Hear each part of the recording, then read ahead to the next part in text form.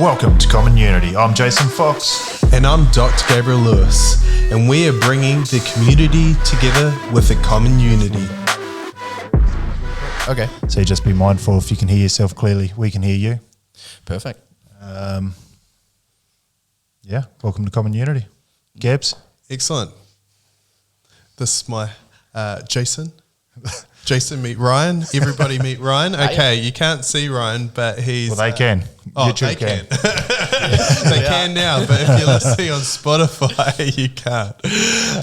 But on YouTube, you can. So I've had the pleasure of knowing Ryan for quite some time, and I met him as a young teenager, and he was navigating some things at a very pivotal point of time in his life, and he's actually navigated them beautifully and something to be very proud of. But not only just kind of going from there, he's actually working through and building other people and help navigate those journeys. And it's a lot more than it's going on a lot more than what people are led to believe. So welcome to Common Unity, and I look forward to kind of talking about your journey and what you're doing in the world. And it's pretty amazing. Yeah, it's really amazing. So I'll let you kind of share. So yeah, welcome. Yeah, thanks, Gabes. I still feel like a young teenager, if I'm going to be honest, but I'm no longer a teenager. Well, you're still known as Baby Ryan to our family. I am indeed. So. And I'd say he's our youngest guest to date, looking at him, but I haven't actually checked his ID yet. But I might before I ask if he wants a beer or not. Definitely our youngest guest today. And I'm happy to be it, for sure. So welcome to those milestones. So tell us a little bit about Ryan. So a little bit about me, 21. Name's Ryan, like you've said a few multiple times, and I have a startup mental health brand called Cinder, something I've been working on, and it's just been growing and growing and pulling away. And I think of it as a full circle thing for me, where it lets me cultivate everything I've learned and I've been through and all the skills and people I've talked to, like yourself, for instance, Gabriel, to now help and share this knowledge and information to try and make an impact and change the mental health space. yeah, you're not trying, you're doing. So yeah, a big tip of the hat if I was wearing off. It's very cool to see, and really not just kind of limiting it to just what you could do with a couple posts. You're really kind of pushing it, and you're setting a lot of things up, which is really cool. So I think of it like I'm setting up this community of change. I think when we work as a community or have common unity,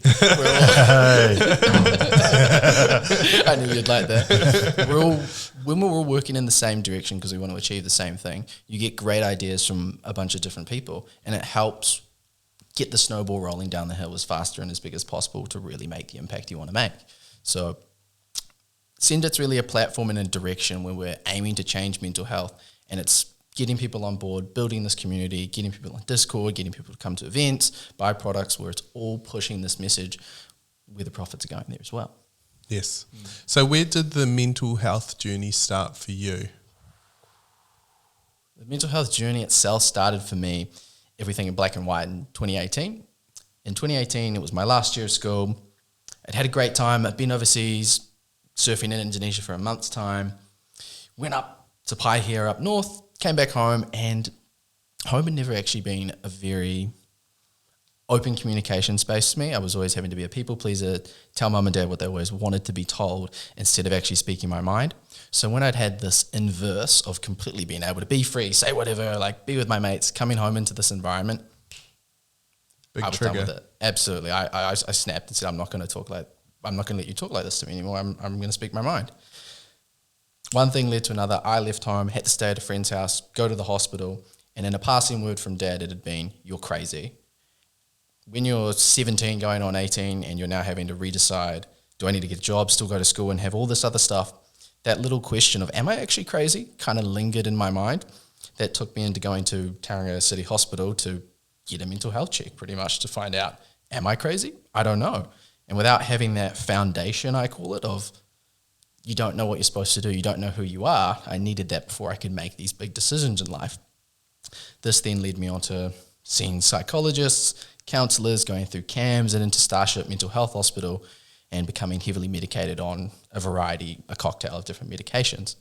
From there, it's been a process and a journey to now be completely off this medication, managing myself in the best way I can. everyone still needs to check in and get advice, get help every now and then, but I'm in a state where I can manage it and now share that and help people. Yeah, excellent. And you would have gone through the whole the New Zealand system. Absolutely. To the extent, and they'll have other directions and bits and pieces off it, obviously, but you have a good overview look. So what's better to have a good, firm understanding on how you can shift and change and improve something without having a good understanding about it too. Yeah, so it's great that you're doing that impact. So it's got lots to do with like subconscious thought patterns and beliefs, and you would have had a lot of it, obviously. A lot of those subconscious belief patterns happen from the age of 7. Those childhood traumas, healing the inner child, all of this big stuff that especially we're not taught about. This isn't really spoken on. It's just starting to come out on social medias, for instance, but understanding your childhood trauma, whatever that is, whatever varying degree and scale you're at, until you understand these things and how they impact you, you're really, to use a better word, slave to these thoughts and to these patterns and to these triggers and things you have. And as you become more and more conscious of these, you actually start to evolve as a person, I like to think, because you're aware of yourself. And with more awareness, we can have more consciousness to make our decisions and move forwards and improve overall, because no one really wants to be a slave to the thoughts or the patterns we have. Yeah, and the more you learnt, did you find the more freeing it was to the understanding, rather than being going, oh, why do I have that thought pattern, or why is this popping up for me, or where did this come from, when you're like, it may not have been the case.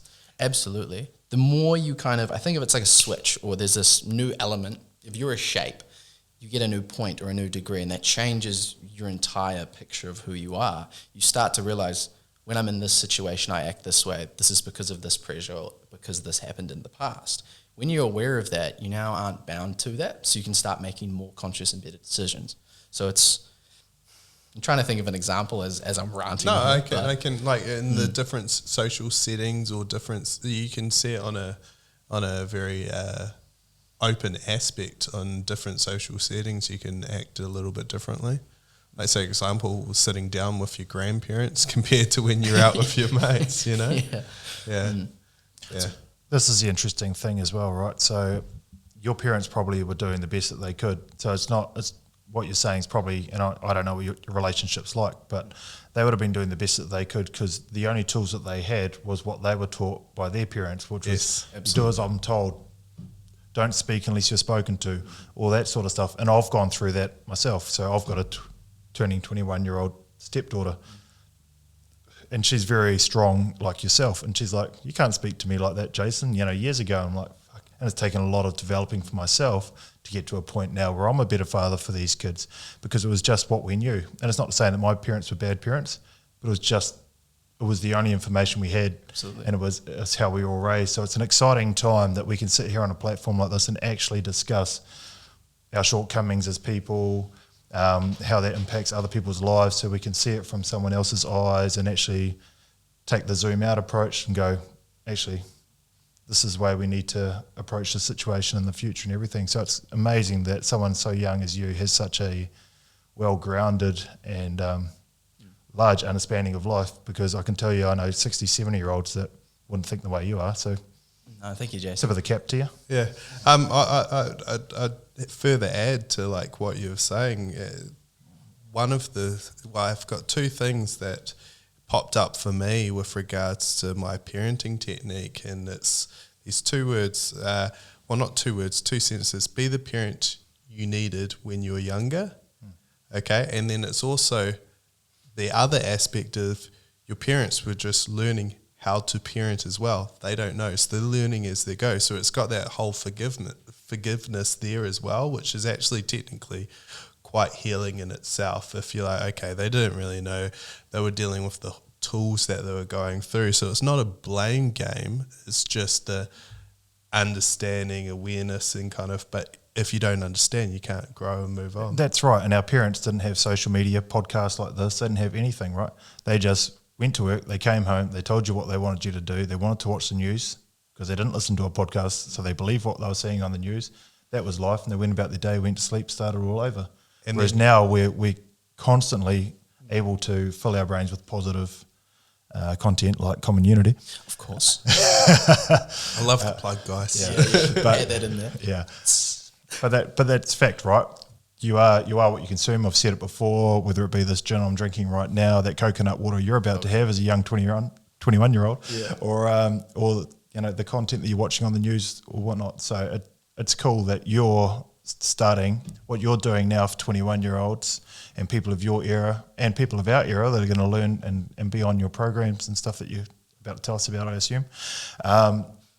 You're going to affect next 20 or 30 years of people's lives in a positive way. So Yeah, I think there's a big thing that you mentioned, John, is content consumption. A lot of us, we don't really take into account what we're consuming or what we're seeing or how that can have a negative effect on us. It's a big thing if you consume positive content, you overall become a positive person because this is all you're letting into you. A lot of people will just watch car videos, watch videos, to name a few different things where they're so enticed into specific things without actually taking in the positive from that. It can be, you want the glorified side of it, but you don't really want the hard work and everything else that goes into obtaining such things, just for example purposes. yeah, for sure. Yep. And look, pretty much all I watch is watch and car videos. Yeah. and all, same as my dad. and all I do is hang out with guys with nice cars and watches. But but I love the business and everything that's around leading to that goal. Absolutely. But I also have been guilty of wanting the thing, thinking maybe when I've got the thing, I'll be happy. And it's not the thing that makes you happy. And I've spoken to it in previous podcasts as well, is that it's the process. And for a little while, even in the last month, I felt a bit lost because I've worn a few different hats in my business, and I'm like, where's this going? I feel like I'm getting torn apart. And it was only in the last couple of weeks I went, the issue is I'm not a business. So now I'm building systems, trying to build a community of people around me so it can become a business. And now I've got this massive thirst for being here again, and I've been here since just before 8 o'clock, and it'll be after 8 o'clock that we leave after this podcast. And I'm enjoying the journey of everything that my life is encompassing right now. So I'm not chasing the thing because I'm quite happy in my office.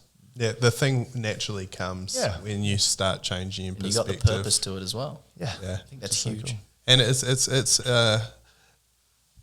the process of, like, even Dr. Bruce Lipton talks about it with the subconscious belief, but it's also with the like, say for example, I will be healthy is very different to the subconscious brain of going, I am healthy. Even if you're not and you don't feel like it, you're going to be making steps towards it because your subconscious brain thinks it. But if you're going, I will be healthy, but I'm not now, guess what? You'll make the steps towards fulfilling what it actually thinks. I'm not healthy, so guess what? You're going to go in that direction rather than kind of actually let's divert what I actually am and kind of go from there. But it can be tools that can be used in mental health, everyday life, and I love getting into these chats and conversations and going down different avenues. But so tell us, you've did a little, well, it wasn't a little event. You did quite a big event off the gate. Like one day you were saying, I'm doing this event, and then it was this huge big thing. So tell us a little bit about it. Yeah, so it started off as an idea probably nearly a year ago today, and I wanted to host an event where 50% of the profits would go towards funding counselling sessions for people. And this was really the beginning phase of Cinder, and realising this brand I had set up as a second-hand clothing store at the time could actually be more and more of what I wanted it to be. So at the start of the year, our place, CBD, hosted an event, got all the DJs on board, designed all the T-shirts for it, did all the marketing material, all myself, and didn't get a lot of sleep during that time, even though that's not good for the mental health. Brought together 250 people, had a great night, 5 hours, different DJs, one DJ every hour, and then on the Equinox, there was a bit of a turnover. It was great. It's all on our Instagram page as well if you want to check out a video on that. And from there, we fundraised $2,500, and I'd partnered with a local counsellor here, Alison at Soultrology, go check her out as well, where we've now put through, I believe, 12 people through counselling sessions who couldn't afford it before and had to meet a criteria process so we could get the people who needed help the most to get the help. We also have a slight charge on that, just so you have to commit, you have to go forward, and you have to help yourself. While we'd like to offer it as free, some people No, can't. you need to have a charge. You need to help, because if people get something as free, it doesn't matter if they're going to have no value in it.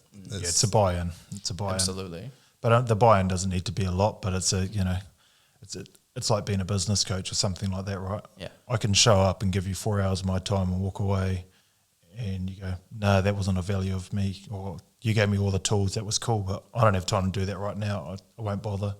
But if you say, right, it's going to cost me $100, $1,000, whatever it might be, now you're like, I've paid for that. I better actually make the effort, and they're going to come and ask me next week. Yeah. So the buy-in makes you actually buy into the process. It's not that you're so much paying for it, but it's like it leads you to it, gets you there, right? Absolutely. Gets that value from it straight away. Yeah. So we work that out just to make sure people do commit, and they do commit to getting help and helping themselves. So we don't have people take this for granted when you have a 6-month wait list to see a therapist or a counsellor in New Zealand most times, which is a whole nother kettle of fish. And then as well. technically, if they don't show up, there's going to be taking from somebody else who could have used that. So that's why I think it is important to have the buy-in as well. Yeah, so 100%. So is there a specific age group that you're targeting with this? Or? Correct. So young adults is the main area I wanted to focus on, that being from 16 to 30, as I feel like that's a real turning point or catalyst moment for most people's lives. You're just leaving school, you're trying to figure out, do I get a job, do I go to university, what's going on? Or you might be in that in-between stage where you've finished uni, now you need to find a job. Do I go on an OE, what's going on? Or just come back from. Yeah, exactly. Somewhere in the field. And also, New Zealand has the lowest rate for young adults' mental health rates and statistics in the OECD, which is another reason why I wanted to focus in there. Also, being in the demographic, I came to understand we care so much about mental health and making sure you speak up. However, no one donates. No one puts in $5, even that, to counselling or to the Mental Health Foundation or to Gumboat Friday. But how many people buy a T-shirt, go to a music festival, or buy something cool they've seen on the internet? Nearly every single one of those young adults. So it's providing these means service where it's doing the good that they want to do anyways, and send it. Yeah, I think people do. I think you'd be surprised how much money people do put in. Like I've supported Dan Allen at, what's he call himself? Graham Dingle Foundation quite a lot. I put a lot of money into his pocket over the years and been to different events and stuff like that. Like I said to you earlier, the Movember, I've raised quite a lot of money over Movember and stuff. You'd be surprised who does donate, but this is a conversation I've had before too with certain people, is you can only donate what you can afford, and everyone wants to tax the rich, but it's you can only afford to give what you can afford as surplus income. Absolutely. So you need to find the right places. So when you go to a charity auction and stuff like that, you'd be surprised how much money is actually passed across to some of these events, and that money does get back to people. But from general Joe blogs walking down the street, if you sit there with your poppy and try and sell those, it's a hard sale. Absolutely. Yeah, so it's about finding that bigger crowd. So creating the event like you've done, no brainer. Okay, it's fun to get there. It's this, it's that. We've got some DJs on. I want to be a part of it. That's huge. Sell a T-shirt with a positive message on it. Love it. And that's where you start off here in Tauranga, but all of a sudden you're national. And now you're getting, it's a snowball. Now you've got some really big things happening. So awesome to share this message and get it out to people. So yeah, tell us more. So I think of it, it's an organic thing, whereas Cinder is young adults for young adults. So it's helping your peers. You could be helping your neighbour, your brother, your sister, and you wouldn't even know it. It's kind of the idea behind it. And on the topic of T-shirts you mentioned as well, it's quite interesting you bring that up. We've just recently put some T-shirts out. However, I didn't come up with the idea at all. I teased it to our community. The community engaged with it. Okay, let's make this. We then get feedback from the community on the T-shirt. All right, we put it out again. And having that as I think of it, it's just an organic, self-growing community approach is such a great thing. It's incredible how that's reached, right? So we got some stickers made the other day just for the office doors and stuff. Gabriel, put some on my car, and I got some hats made for us as soon as the logo was confirmed. I was like, all right, we'll get some hats, we'll wear the hat. I've had 2 or 3 mates go, hey man, when can we get a sticker for our car? some have been on the podcast, some haven't, but it's like you just start growing a brand. They want to be a part of it. They want to represent it. And from there, you can do more and more and more with it. And you see this with YouTubers all over the world.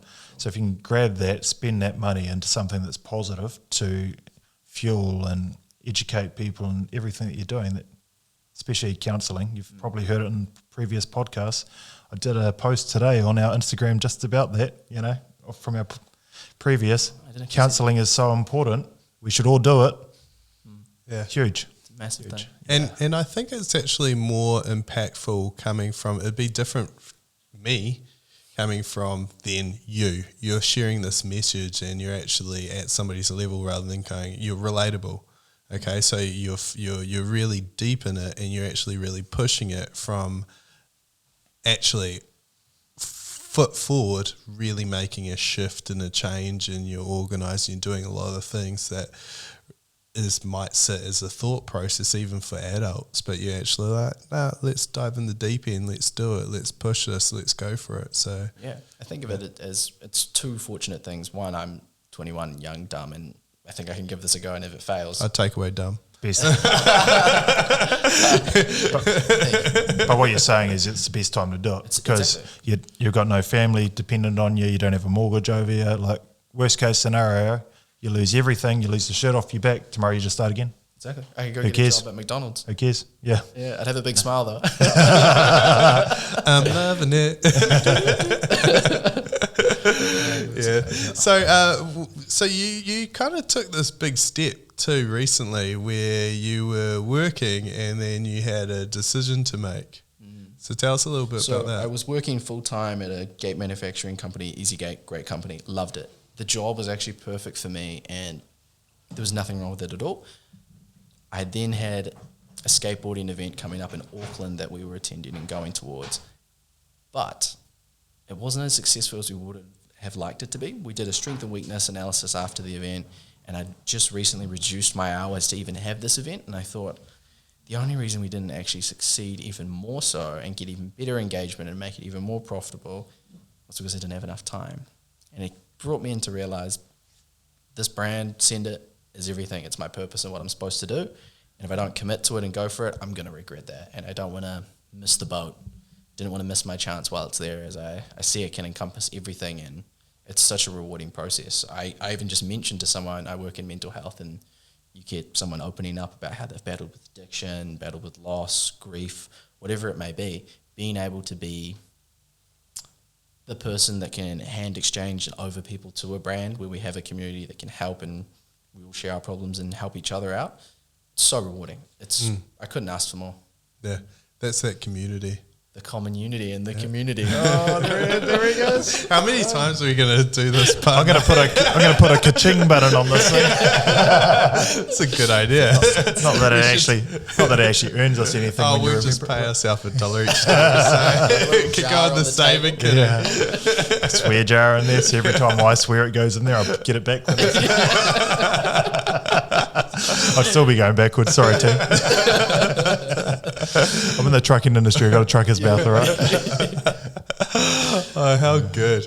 So what's the future for Cinder? So the future for Cinder, the vision I have for it is R&V, and there's an online platform called BetterHelp, which is an online counselling platform. I see these two kind of fusing and moulding together, where you have festivals that kind of come up once a year and 3 smaller ones throughout the year, which are then funding the counselling packages. So it's kind of a boost and a boost yet again. You get people out of an isolated state because they're seeing this thing and they want to say, oh, that looks cool, I want to join in. And then you're also helping those isolated people to get this trauma and other work done as well. So it's it's just a great positive experience. Plus the marketing from that as well, if you look at it as a business aspect, it's absolutely beautiful.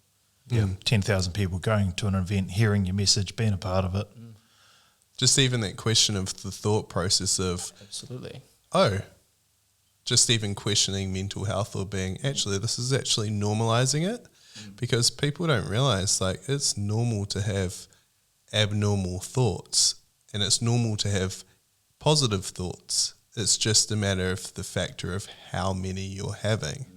And it's about getting your brain to a point where you're actually highlighting the positive ones more. It's not tricking yourself. It's actually paying more emphasis on it because it's going to actually get you towards the goal rather than focusing on the ones that's going to detract you. You know?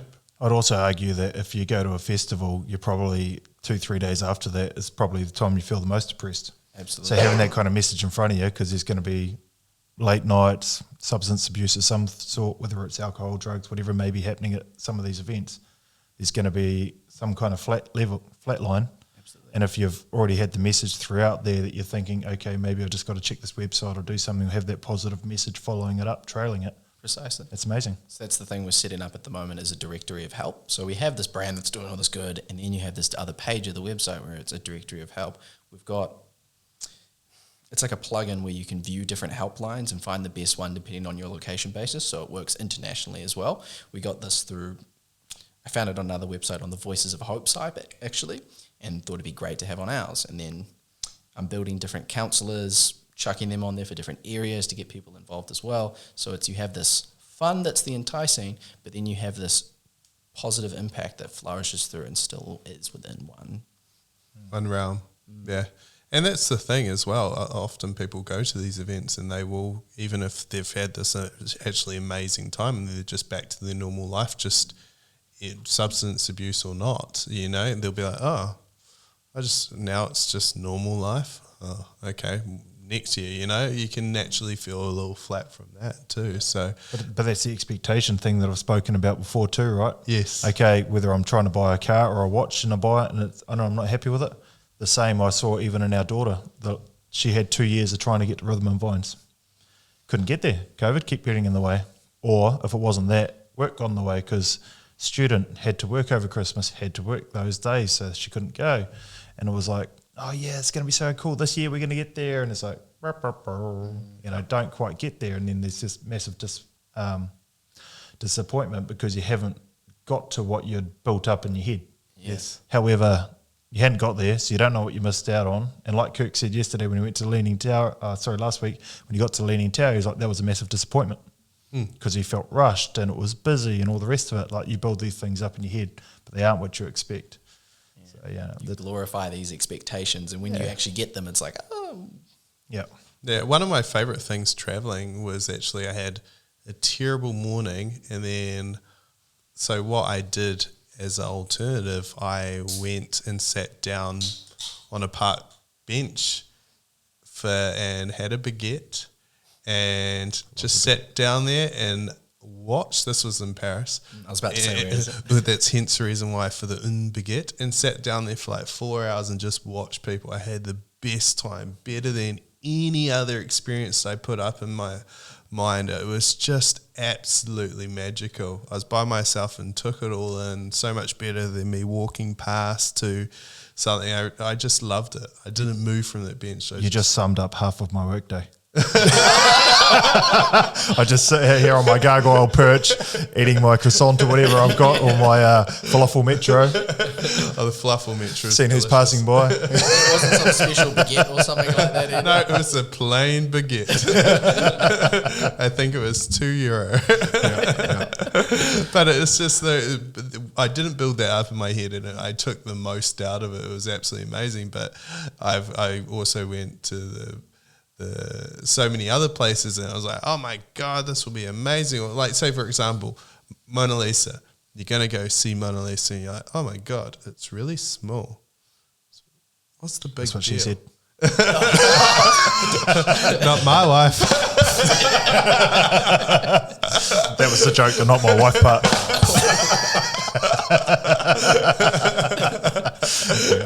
Oh, Abby's going to be so embarrassed. For you. No. I think that's a really good point though. When we do build up these big experiences, it can always be the little things that actually mean so much to us, whether it's like a baguette sitting on a bench somewhere, whether it's just a drive to work and you hear something great on a podcast. It could be these little things out of our day that just make it overall.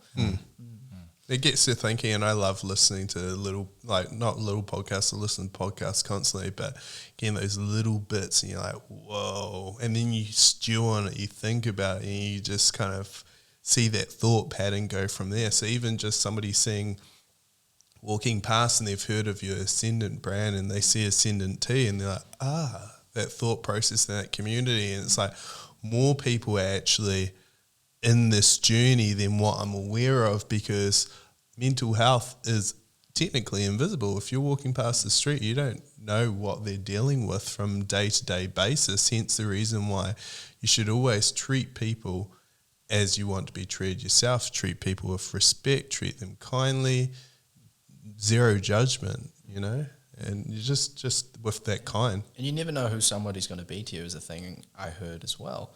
You never know who this positive reaction could lead to. They could know someone, you could know someone, you could meet them in 5 years and they're your boss. There's always these situations. So positivity is always the best way to handle things. Absolutely. Yeah, don't burn your bridges, all that sort of stuff. Way. Yeah. No way. I've had somebody before. I've quite a funny story. My wife. Is this an okay story? It's an okay story. I was at a store and somebody went out of their way to be overly rude to me, considerably out of their way, and singled me out at this place, and my wife took offence, and she thought it was more because they were racist. So that may have been the case, may not have. Anyway, knock, knock, knock. Hi, I'm Dr. Gabriel Lewis. They went white, eh? I saw them as a client. They came in. Thought he just showed up at the house to roll them. Yeah, that's what I thought as well. This went really dark really quick. I'm brown belt. Are you going to submit now or? The best one I heard is, you can submit now and take my card. That was funny when I did that though. But it was quite funny. Like you could tell she was like tick, tick, tick. Oh my God, I just realised who he was and how rude I was. I never said anything, never did anything, but then she became super nice. Yeah. But it was like I had a complete wrong preconceived idea about him. So that's why you should never do that, guys. Absolutely. Yeah. You'll get a brown belt knocking up at your door. Oh, excellent. So what are you personally working on yourself? Not for you, your brand, but because in order to kind of look after other people, you got to look after yourself. Absolutely. Yeah, what fills the cup? Priority system is number one has to be you, and then for me, number two is Cinder. So I keep myself healthy, go to the gym, learning calisthenics at the moment, try new foods, and I also try and see new things all the time. So I'm quite often popping down to the art gallery or just going for a walk. Yep. Just to get that kind of clearer space. Yep. Open the mind up. Yep. Me, Keeping the body healthy. And Yeah. do you draw inspiration from lots of different things? Or what would you draw inspiration from actually? It's quite weird. So I've always been a very ideas-y person. So ideas will always just come in and flush into my head. I don't know why. There's no off switch. Some people say that's a good thing. I like to think of it as it's just an interesting thing in general. It's exhausting. It's exhausting. It's Yeah. a great word for it. So I have pads of paper like right beside my bed. My notes filled up in my phone with just little ideas and little things that pop up. And it can be more so when there's no podcast on or no music on and you're just kind of with yourself. It's those shower thoughts or that right before bed kind of thing where I think we bring the most imagination or we cultivate things up and bring them out of nowhere. It's quite weird. There's no promptable thing that it normally is to me. It's normally I'll be not even thinking, but thinking. Different brainwaves. Yeah. This is what we talked about. I don't know if you heard last week's podcast, but we talked about the fact that people think hard work is just hours of the day. And yes, that's hard. You work a lot of hours in the day, whether you're a truck driver, you're a builder, whatever it might be. That's good. But a lot of that work also, you're seeing some nice views. You don't have to think about anything as long as the truck doesn't break down, you get there on time, everything's good.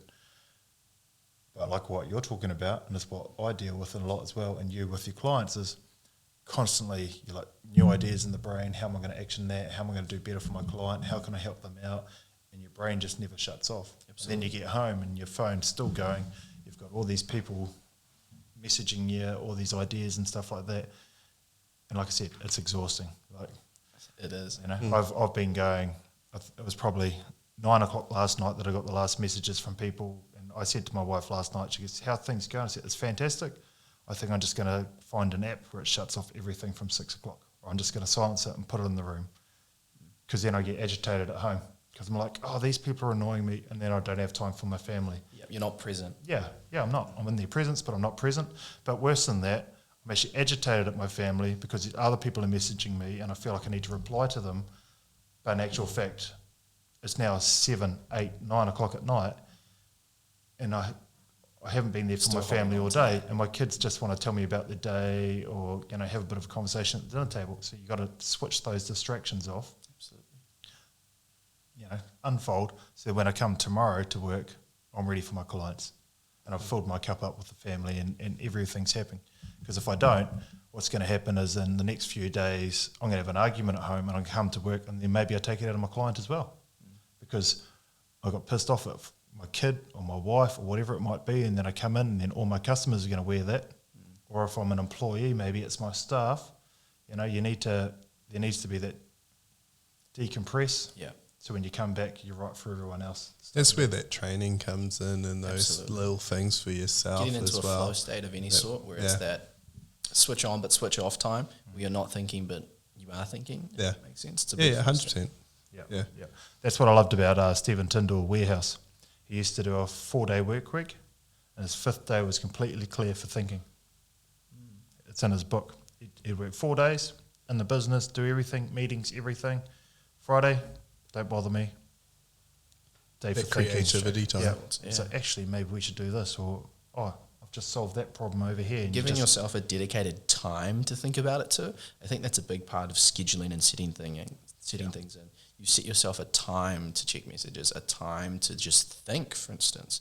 And having that means when you're distracted, having these thoughts or these things going on when you're supposed to respond to messages, comments, whatever it is, if there's a set time you can say, I don't need to think about this now. I have a time for that. Yeah. Which is a great thing with habits building, setting your schedule for a day, all that stuff that also builds into mental health as well. 21, guys. 21. Well, it's also, it's also What are you doing with your life? learning the journey and improving. I would say by having those boundaries as well, it's actually gives yourself, you're honouring yourself. You're actually going, I respect myself enough to have these boundaries. So then your self-belief and self-worth grows from there. And I think it's really important for everybody to have those boundaries. I have those boundaries with my clients. Some clients try to break them, and they'll try, but it's fine. Yeah, unless you're Ryan. Sometimes. But you know, like you've got to set yourself boundaries as well, and you're dealing with people's finance, so it's a different kettle of fish. People are very stressed in time frames and stuff like that. I literally have people ring me like 1 o'clock in the morning. No way. Like 1 a.m. My truck just broke down. I don't answer them because I put my phone on silent every night, but then that's dangerous too. I have to put my phone on silent because I get phone calls at 1 o'clock at night. Yeah. But then if I had a child out at a party or something, my phone's on silent and something happened, I wouldn't know. And we had an incident with a child, which I won't go into here, on the weekend. But, you know, if you don't have access to that phone, you don't know what's happening. Yeah. You know, Well, that's where that comes in. Like, who should be calling a broker at 1 a.m. in the morning? What the hell do they think you're going to do at 1 a.m.? You can limit specific contacts as well, I'm sure. There is a way that you can set it up so you can set like a family group and then only they can contact you after hours. Which would be this comes from them too, right? So for me, if say you're a transport operator, you break down or you have an accident at 1 o'clock in the night, the first thing your first thought is, fuck, I'm going to lose my business. I'm going to ring the guy who can save it. Yeah. And that's what happens. So I understand where the phone call comes from, but they need to understand as well that I can't do anything till 9 a.m. in the morning because I'm a broker. No one in any bank starts till 9 a.m. So I'm just here. You have these boundaries on your life. It's, you know, Yeah. there's the personal, there's the work, and then there's the extracurricular, whatever that is. Yeah. Yeah. But yeah, it's a crazy life, but it's amazing to see someone so young talking. Have you listened to or read Tim Ferriss, The 4-Hour Workweek? I haven't read it, but I've done a little bit of his podcast, a few bits and bobs in the episodes. Yeah, but I think because a little bit of what you're just saying sounds very Tim Ferriss. I'm a big consumer of all types of different content, bits and pieces, knowledge. I think it's great to just take on board heaps of different things. It's even if you take something away from it or not, you've experienced it. You've learned and said, hey, is it something for me? Is it not? And this is the important thing that people forget. Like we talked about it a couple of episodes, I think, with David Martin, is you leave school. And for me, I was like, okay, I'm done learning. And even at school, I wasn't learning. I just wanted to ride bikes. So I'm like, I'm going to go do me now. And I had to wait till I was 30 to start learning again, you know. So it's all there. We just listen to it. So now we drive to Auckland and back. I listen to a book, done. And you're just constantly learning. And the more you absorb, the better equipped you are for everything in life. It's fantastic. Entirely. And the beautiful thing of just having podcasts and audiobooks where you can be multitasking at the same time to learn this stuff. We didn't have that back in the day growing up. Yeah, pretty hard to walk down the road reading your favourite book, isn't it? Yeah, you'd be very, very interesting walking like this. Juggling almost. So is there anything you kind of want to touch on while you're here tonight? Nothing in particular, really. Nothing really spoke to mind. I was just here to talk about Cinder and mental health space in Tauranga, yeah. So how can we help send it? Get behind us, support, check us a follow, check out our website as well. And otherwise, just send us an email with anything you think's happening with your mental health space as well. I'm always here. You can always book in for a call with me personally, just to have a meeting, and whether it's a counselling session, whether it's whatever you want, you just want to give me some advice with where we could go. I'm always open ears. Like I said, having that fluid, organic community is the best place. If you want to get in that community as well, we have a Discord group where you can jump in, join and connect. And if you have some trauma you want to deal with, you can share it in a positive space. So what are you looking for? You're looking for more counsellors? Like if a counsellor was to happen to listen to this, or someone knows a counsellor that's got a bit of time in their hands? Absolutely. If there's a counsellor out there that wants to jump on our directory, I'll have a meeting with you, break down, see if you kind of fit our ethos and what we want to have in there as well. We can set you up on the directory of help. But otherwise, just any advice really. And the big part is we're going in for funding for the summer events. So if anyone wants to sponsor some of these events we have going on, we're going to aim for 250 people at each different event we have. A little bit of a teaser, it's a learn to surf tour, surfboarding themed, where you can come on, surf, learn to surf, and there's an event afterwards with also a big event happening down at Wellington with 1,000 people. We're still confirming all the details and setting out venues, but if you'd like to be a part of any of that, get in contact with us and send us an email. That was where I was going to touch in, is how can some businesses support you? Yeah, which you've just touched upon. Now, there's got a question that I often ask at some point, okay, of the podcast. Now, what would you ask yourself at the same age that you already are? so that's why I started smiling. So, what are you going to ask what advice would you give your younger self? The youngest self. The youngest self.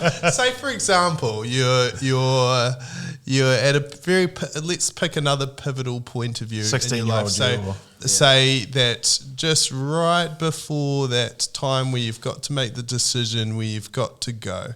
Okay, you're not too many years away from it, but you've done a lot of growing in that time. So right before that time, what do you feel like some advice would have been very beneficial for you to receive? Speak up, be true, and be honest to yourself. Excellent. I feel like when we don't have this honesty to who we are and what we really want, we always have these thoughts of, oh, mum wants me to do this, dad wants me to be this, I need to do this because there's these other pressures we unduly add on to ourselves. When you remove that away and you actually care about, hey, what do I actually need and what do I actually want? That's when you really get the most growth and the best area that you can for you. Because we're all different, we're all individuals, and until you take that into account, I don't think you really know the direction you want to go in life. Excellent. That's 100%. Absolutely perfect, and couldn't be better advice. That's well done. Too smart for me.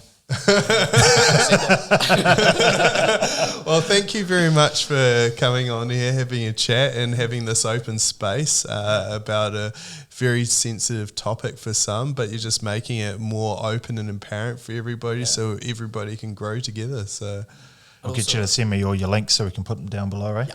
Do that as well. Yep. I also have a few Gabriel bonuses in here. Okay, let's go. I'd love some Gabriel bonuses. I'll just mute Gabriel now so that he can't respond.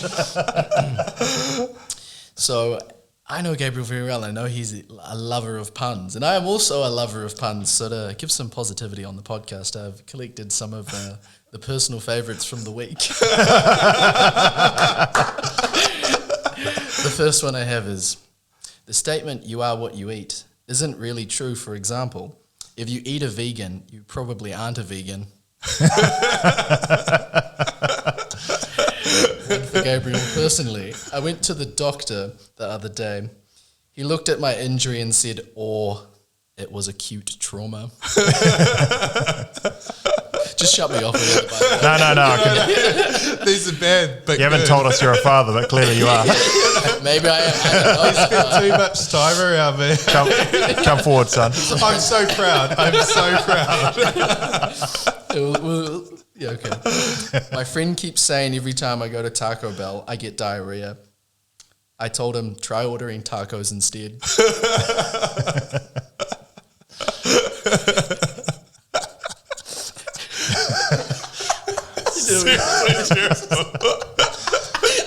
Oh, this is going to be a short. This is a booster for you. How long should socks be? 12 inches, so you can fit 1 foot in.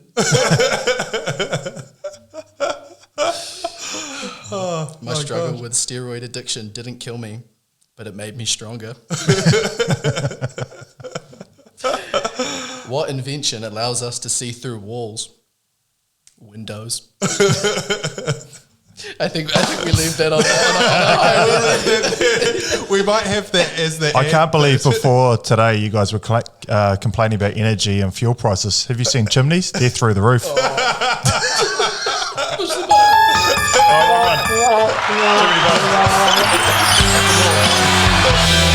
Okay, it's a party, guys. And that's enough dad jokes from 21-year-olds for today and one 39-year-old. Hey, thanks. Thank you very much for coming. It's been a much pleasure. So excellent. Okay, thanks, guys. Appreciate it. Thanks for coming. All right, see you.